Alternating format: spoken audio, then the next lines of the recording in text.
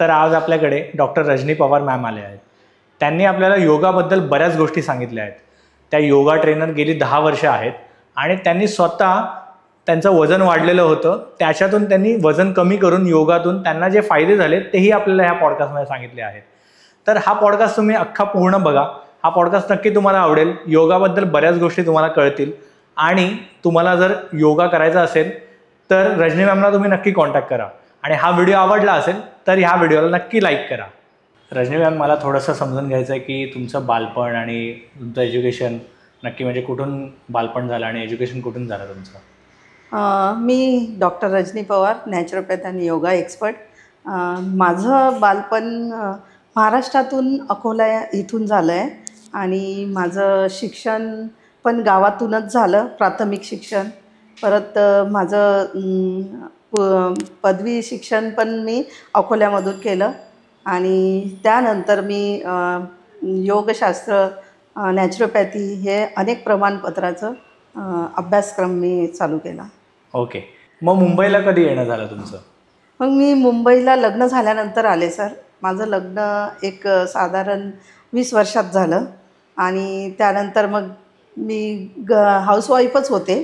तसं तर हाऊसवाईफ मी कमीत कमी 40 वर्षानंतर मी माझं स्वतःचं तब्येत माझी खूप वाढली। त्यानंतर मग माझं वजन वाढलं, माझं जडपणा, चिडचिडपणा हा सगळा जाणवल्यानंतर मी सुरुवातीला स्वतःसाठी योगा जॉईन केला आणि मग नंतर जसं जसं वेळ गेला तसं तसं मला स्वतःला कळायला लागलं की योगा हे खूप महत्त्वाचं आहे, हा सर्वांनी केला पाहिजे। मग मी हळूहळू माझं स्वतःचं टीचिंग कोर्स त्याच्यात चालू केला। टीचिंग कोर्स नंतर मग मी naturopathy course related naturopathy course केला आणि हळूहळू मी थोडं क्लासेसला शिकवायला जायला लागली, दादर, घाटकोपर अशा ठिकाणी। मग नंतर हळूहळू माझं सेट होत गेलं। ओके, पण मग योगाच का निवडला तुम्ही? म्हणजे तुम्ही बोललात की तुम्हाला जाडपणा आलेला आणि त्यातून वजन वाढलेलं, तर त्यानंतर योगाच का तुम्ही निवडला? मला त्यातून असं माझ्या स्वतःमध्ये माझं जे वजन होतं 100+ वजन झालेलं माझं, ते 100+ वजन माझं कमी झालं, माझ्या शरीरातल्या व्याधी कमी झाल्या। त्यामुळे मला असं वाटलं की योगा हा खूप महत्त्वाचा आहे, हा सर्वांनीच केला पाहिजे आणि ह्या योगाचा अवेअरनेस मी सगळ्यांपर्यंत पोचवलं पाहिजे। मग तुम्ही स्वतः बारीक झालात आणि त्यानंतर तुम्ही योगाचे क्लासेस घेणं चालू केले। त्यानंतर मग मी एक फिटनेस ग्रुप जॉईन केला। मिलिंद सोमनचा एक NGO आहे, तो मी जॉईन केला। मग मी स्वतःमध्ये माझ्यामध्ये मी बदल आणला। तर मला असं वाटायला लागलं की जे पण लेडीज मला घरगुती आणि स्वतःकडे न लक्ष देणाऱ्या दिसल्या की मला असं वाटायचं की ह्यांनी पण काहीतरी केलं पाहिजे स्वतःसाठी। तर मग मी सगळं घराघरातून पिंकेथॉन म्हणून एक NGO आहे मिलिंद सोमनचा, तर त्याची मी एक ॲम्बॅसिडर आहे कुर्ला एरियाची। तर मी ते सगळ्यांना घराघरातून बाहेर सगळ्या लेडीजला घेऊन जायचं, एव्हरी संडेला, कुठे ट्रॅकला, तर कुठे रनिंग, कुठे योगाचे सेशन घ्यायचे, असं सगळं अवेअरनेस सगळ्या लेडीजमध्ये आणून दिलं। तसंच हळूहळू करता करता माझे क्लासेसमध्ये पण खूप चांगलं योगाचे क्लासेस पण सगळीकडे चालू केले मी। ओके, पण मग हे योगा क्लासेस तुम्ही किती वर्षापूर्वी चालू केलेत? मी हे योगा क्लासेस जवळपास 10 वर्ष झाले सर माझे स्वतःचे क्लासेस चालू करायला। अच्छा, 10 वर्षापासून तुम्ही योगामध्येच आहे आणि आता मी पूर्ण वाहून गेले योगामध्ये। स्वतःला खूप मी याच्यामध्ये हे केलं की खरोखर योगा हा खूप महत्त्वाचा आहे। शरीराला आपल्या जपलं पाहिजे। शरीर हे मोठं आपलं धन आहे आणि हे धन आपल्याला कमवता येत नाही। आपण गाडी, बंगला, कार सगळ्या गोष्टी खरेदी करू शकतो, पण शरीराचं एक जरी पार्ट आपलं खराब झालं तर ते आपण विकत नाही घेऊ शकत। म्हणून आपल्या शरीराला जपणं खूप महत्त्वाचं आहे।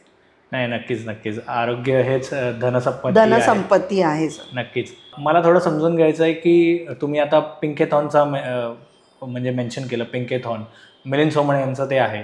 त्याच्यानंतर तुमचे क्लायंटमध्ये पण मी बघितलं IAS ऑफिसर आहेत, त्यानंतर बरेच मोठे डॉक्टर्स आहेत जे तुमचे क्लायंट आहेत। हे सगळे कसे काय जोडत गेले तुमच्या ह्या उपक्रमाला? हे सर मी थोडं 1 to 1 मी शिकवायला जायची। मग त्याचंच कोणाला चांगला फरक पडला त्याचं ते टेस्टमोनी किंवा त्यांचं रिव्ह्यू बघून लोक माझ्याकडे हळूहळू एक एक वाढवायला लागली. आणि आता तर एवढं लोकांना हे झालं की माझ्या कुर्ला एरिया, घाटकोपर, चंबूर सारख्या माझ्या एरियामध्ये कोणीही जरी योगाचं सजेस्ट केलं तर माझंच नाव सजेस्ट करतं की तीच तुला बरं करू शकते. कारण की मी सायटिकासारखे आजार, कॅन्सरसारखे आजार, स्लीप डिससारखे आजार मी खूप लोकांचे बरे केलेत. अच्छा, एवढे मोठे आजार योगाने बरे होतात? योगाने बरे होतात सर. खूप योगा हे अनगिनत आजार शरीरातले बरे करतं. म्हणून योगा इंटरनॅशनल वर्ल्ड डे केलं आहे मोदीजीने. कळलं. अच्छा, पण योगामध्ये आता योगा हा शब्द मुळात आता काय आलं की बाहेर जाऊन आपल्याकडे योग होता पूर्वापार भारतामध्ये, पण त्याच्यानंतर मग योगा हे कॉन्सेप्ट आला, थोडं बाहेरून आलेला आपल्याला वाटतो. नक्की ह्याच्याबद्दल काय सांगू शकाल तुम्ही? योगा काय आहे? हा योगा आपला भारताचा प्राचीन काळातून आलेला आहे. आपल्या भारताचंच निर्माण आहे योगा हे. बाहेरच्या देशात आता योगाला जास्त महत्त्व द्यायला लागले. जेव्हापासून इंटरनॅशनल वर्ल्ड डे 193 देशांनी या इंटरनॅशनल डेसाठी प्राधान्य दिलं होतं. मोदीजींनी हे पहल मांडलेली की इंटरनॅशनल योगा डे साजरा करावा, तर लोकांमध्ये अवेअरनेस येईल, योगा काय हे महत्त्व समजून घेतील आणि योगा का केला पाहिजे. योगाने शांतता, मनातली शांती, म्हणजे आपल्या मनातली शांती आणि शरीराला निरोगी ठेवण्याचं एक साधन बनलं आहे. म्हणून योगा हा खूप महत्त्वाचा आहे. योग हा संस्कृत शब्द आहे आणि योगचा अर्थ होतो जोडणं. आणि माइंड, बॉडी आणि सोल हे आपल्या शरीरातलं तिन्ही एकत्र करून ह्याला योग म्हटलं जातं. किती जणांना तुम्ही ट्रेन केलं आता 10 वर्षात? 10 वर्षामध्ये मी पार्किन्सनचे आजार बरे केले. तर एक विद्यार्थी होता माझ्याकडे, लॉकडाऊनमध्ये तो आलेला आणि त्याला स्लीप डिसचा प्रॉब्लेम होता. माझा एक नेबर होता जुना, त्याने त्याला तो ॲड्रेस माझा दिला होता की ह्या लेडीकडे जा, तू ह्या काहीतरी तुझं करतील.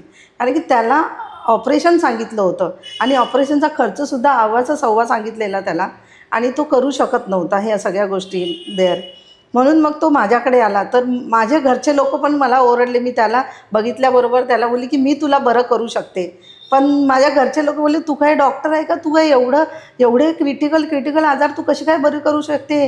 काही झालं तर उद्या हे तुझ्यावर येईल, असे माझे घरातले लोकसुद्धा मला ओरडायचे. पण मी बोलली की नाही, मी करू शकते, कारण की मी ते स्टडी केलेली आहे आणि मी त्याला बरं करू शकते. त्याला मी त्या दिवशी माझ्या घरी बोलवून त्याला मी एक्सरसाइज दिली. त्याला एवढं बरं वाटलं. इमिजिएटली त्याने मला सांगितलं की मी तुमच्याकडेच योगा करणार आणि तुम्ही मला देवासारख्या भेटल्यात. मग तो ऑनलाईन करत होता. एक वीक ऑनलाईन करायचा आणि वीकमधून एक दिवस माझ्याकडे ऑफलाईन यायचा. तो बरा झाल्यानंतर त्याचं कॉलेज चालू झालं व्यवस्थित. मग तो आता छान नोकरी, चांगल्या ठिकाणी नोकरीसुद्धा करतो. आणि त्याने त्याच रिलेटेड एक दुसरा मित्र घेऊन आला की ह्या मॅडमनी मला बरं केलं होतं, तुला पण त्या बरं करतील. त्यालासुद्धा स्लीप डिसचा प्रॉब्लेम होता. तर तोसुद्धा माझ्याकडे एक्सरसाइज घ्यायला यायचा. आणि त्यानंतर मी डायलिसिसचा पेशंट 9 ते 10 त्याचं क्रिएटिन लेवल मी 3वर आणलेलं. तो दिवसाआडं डायलिसिस करायचा. नंतर तो 2 दिवसाआडं, 4 दिवसाआडं, 8 दिवसाआडं असं करत करत त्याचं पूर्णपणे डायलिसिसचं प्रॉब्लेम सॉल्व झाला. आणि तो मला खूप म्हणजे दुआ द्यायला लागला. तो म्हणजे खूप मला त्याने आशीर्वाद दिला की तुझं खूप चांगलं होईल, अजून तू खूप याच्यापेक्षा चांगले तू लोकांचे तू आजार बरे करते, खूप तुला दुआ मिळेल, असं त्यांनी मला आशीर्वाद दिला.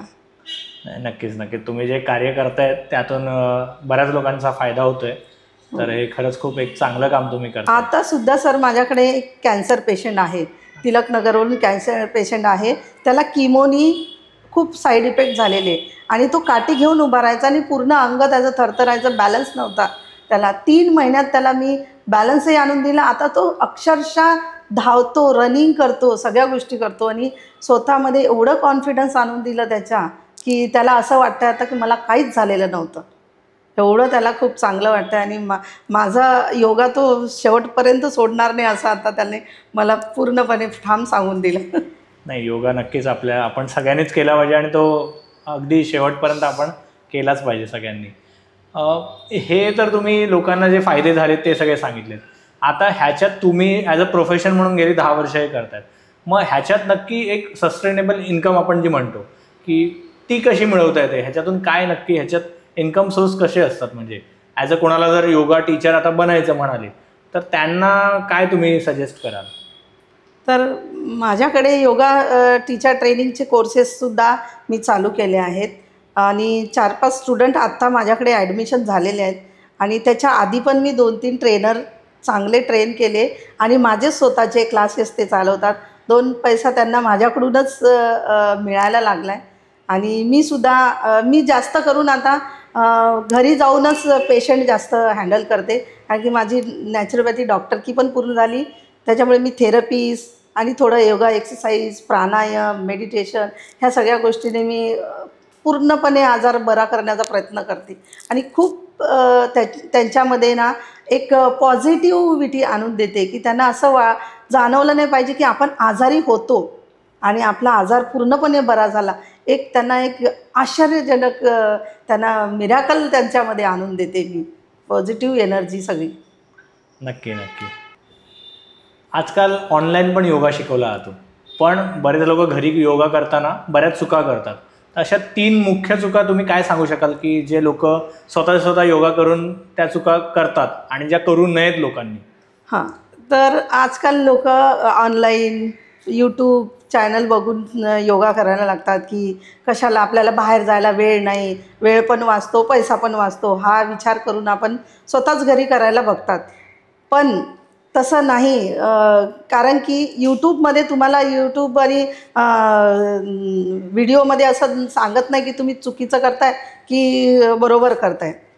हे सर्वात मोठी आहे. आणि दुसरी गोष्ट अशी आहे की ते लोक कठीणात कठीण आसनं एक्सरसाइज करायला बघतात, जे त्यांच्या बॉडीला ते सूट नाही, त्यांच्या बॉडीला ते हे नाही, वॉर्मअप नाही करणार आणि प्लस ते फ्लेक्झिबिलिटी नसते, त्यांची बॉडी वळत नसते त्या याला आणि जबरदस्ती करून आपण मोठे आसन करायला गेलो तर ते नुकसानकारकच आहे. दुसरी गोष्ट, मोबाईलपासून दूर राहणं हे सुद्धा खूप म्हणजे चांगली हे आहे की मोबाईल आपल्यापासून 1 तास तरी लांब ठेवला पाहिजे किंवा एअरपोर्ट मोडवर ठेवला पाहिजे आणि आपलं लक्ष देऊन आपलं हे सगळं एक्सरसाइज वगैरे केली पाहिजे, हे माझं म्हणणं आहे. नक्की. तर तुम्ही आत्तापर्यंत किती जणांना ट्रेन केले, म्हणजे किती तुम्ही स्टुडंट आत्तापर्यंत त्यांना योगाचा फायदा करून दिला आहे? मी आत्तापर्यंत सर 10,000+ लोकांना मी योगा शिकवला आहे आणि त्यांना त्यांच्या आजारातून मुक्त केले आणि प्लस त्यांचा फिटनेस ठेवलं आणि अजूनही ते माझ्याकडे टिकून आहेत.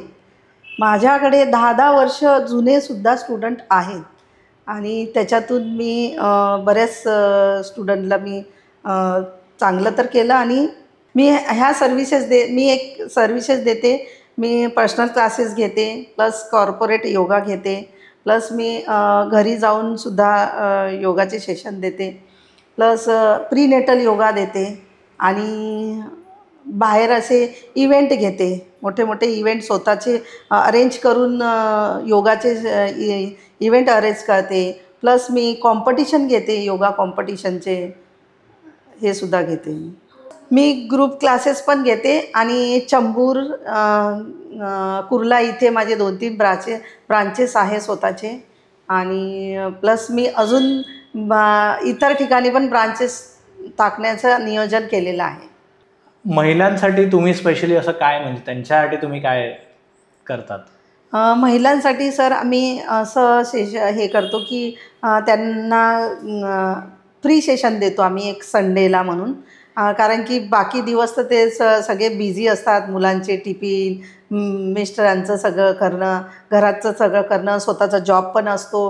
ह्या सगळ्या याच्यातून धकाधकाच्या जीवनातून स्वतःकडे वेळ देतच नाही आणि स्वतःकडे ते बघतच नाही की आपल्याला काय व्याधी आहे, आपलं काय कसं आपलं म्हणजे आपलं हेल्थ कशी चालली आहे, असंच रटत आपलं जीवन जगत असतात. त्यासाठी मी महिलांसाठी एव्हरी संडे 1 तास आपलं स्वतःसाठी काढावं आणि माझ्या ग्रुपमध्ये जॉईंट होऊन मी आउटडोअरला घेऊन जाते, त्यांना ॲक्टिव्हिटीज देते, त्यामध्ये त्यांना योगाचे सेशन, मेडिटेशन, प्राणायाम ह्या सगळ्याचं अवेअरनेस त्यांच्यामध्ये आणून देते.